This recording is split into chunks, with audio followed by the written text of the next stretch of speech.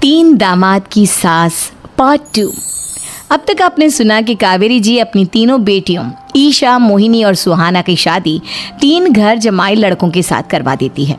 उन्हें लगता है कि ये लड़के शायद घर का कामकाज संभाल लेंगे, लेकिन उनके तीनों घर जमाई बहुत आलसी थे। वो नौकरी भी नहीं करते थे और बाहर का काम भी नहीं। कावेरी जी ने अपनी बेटियों से कहा कि वो प्रेगनेंसी का बहाना बनाकर अपने पतियों को सबक सिखाए। अब सुनिए आगे। मम्मी, आपने जैसा कहा था हमने वैसा ही किया, लेकिन देखिए ना, विवेक का हाल तो वैसा का वैसा ही है।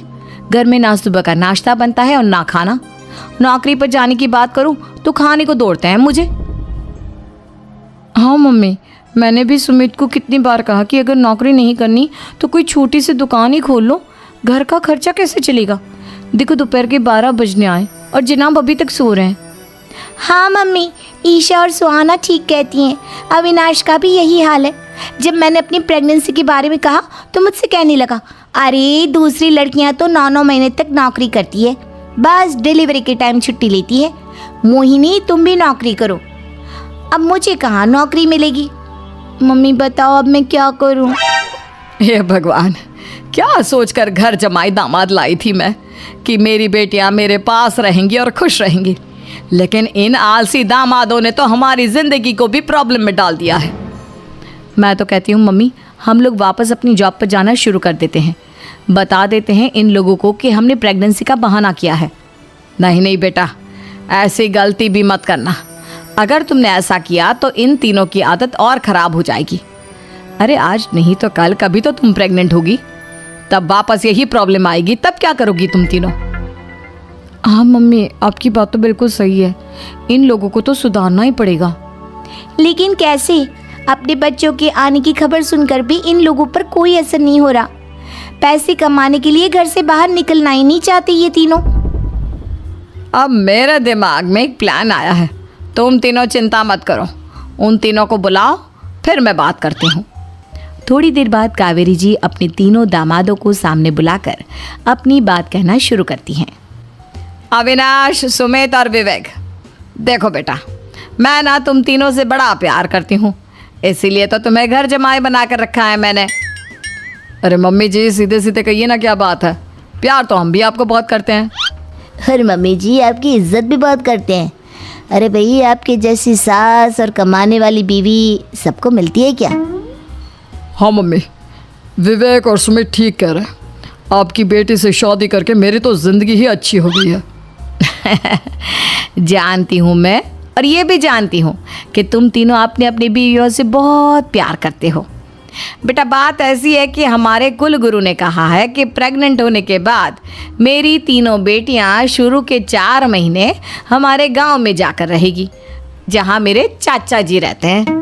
अरे लेकिन क्यों मम्मी, गांव में जाकर रहने की क्या ज़रूरत है इन तीनों को? वो क्या है ना बेटा, हमारे परिवार को एक श्राप है। अगर मेरी बेटियों ने यहाँ पर बच्चा पैदा करने की कोशिश की तो उनके बच्चों को कुछ भी हो सकता है। इसलिए अब से लेकर 4 महीने पूरे होने तक इन्हें गांव वाले घर में रहना पड़ेगा। हाँ तो इसमें प्रॉब्लम क्या है मम्मी जी? हम भी वहाँ जाकर रहेंगे, पिकनिक मनाएंगे। अरे भाई, बीवी जहाँ हम भी वहाँ। हाँ यार, आइडिया तो बहुत अच्छा है। शहर की ज़िंदगी में रह रहकर परेशान हो चुके हैं, अब कुछ दिन गांव में बिताएंगे। तुम लोग समझने की कोशिश क्यों नहीं करते? तुम में से कोई भी वहाँ नहीं जा सकता, और मैं यहाँ रहूँगी ना तुम तीनों के साथ। 4 महीने की तो बात है, उसके बाद ये तीनों ही लौट कर आ जाएंगी। ठीक है मम्मी जी, अब हमारे बच्चों का सवाल है तो ये तो करना ही पड़ेगा। कावेरी अपनी तीनों बेटियों को कुछ दिन के लिए घर से बाहर कहीं दूसरे शहर में रहने के लिए भेज देती है। कुछ दिनों के बाद, अरे मम्मी जी, बहुत दिन से पिज्ज़ा नहीं खाया, मंगवाइए ना। क्या बताऊं बेटा, पहले तो बेटियां खर्चा दे देती थी क्योंकि उनकी नौकरी थी, लेकिन अब तो मेरे पास पैसे ही नहीं बचे। थोड़े बहुत पैसे हैं जो बच्चों की डिलीवरी में काम आएंगे। लेकिन मम्मी जी, आपकी बेटियों को वापस आने में तो अभी बहुत वक्त बाकी है। वही सोच सोच कर परेशान हो रही हूँ। सोच रही हूँ कल से दूध भी बंद करवा देती हूँ। अब दूध वाले को देने के लिए पैसे भी तो नहीं है ना। अरे नहीं मम्मी जी, अगर दूध भी बंद करवा दोगी तो मुझे चाय कहाँ से मिलेगी? और चाय के बिना मैं तो मर ही जाऊँगा। क्या करूं बेटा, इसके अलावा हमारे पास कोई ऑप्शन नहीं है, मेरे पास पैसे ही नहीं बचे। इस तरह कावेरी जी धीरे धीरे अपने तीनों दामादों को पैसे देना बंद कर देती हैं और घर में खाने पीने की चीज़ें लाना भी बंद कर देती है। अब वो तीनों बुरी तरह से परेशान होने लगे थे और इसलिए एक दिन तीनों प्लान करके घर से बाहर निकलते हैं और बाजार में जाने के बाद यार अच्छा खाना खाए हुए कितने दिन हो गए, पता नहीं कब अच्छा खाना मिलेगा। हमारी बीवियों के जाने के बाद तो हमारी हालत भिखारियों जैसी हो गई है यार। कुछ भी हो, मुझे तो आज पिज्ज़ा खाना ही खाना है। जेब में 1 रुपया नहीं है और पिज्ज़ा खाएगा, कहाँ से आएंगे पैसे? अरे देख वहाँ सामने बोर्ड पर क्या लिखा हुआ है, कंप्यूटर पर काम करने के लिए एक आदमी की आवश्यकता है।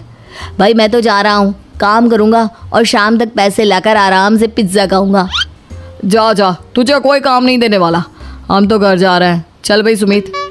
सुमित और अविनाश वहाँ से चले जाते हैं और विवेक उस कंप्यूटर शॉप पर सारा दिन काम करके 5,000 रुपये कमा कर घर लौट कर आता है और अपने खाने के लिए अच्छी अच्छी चीज़ें भी लेकर आता है।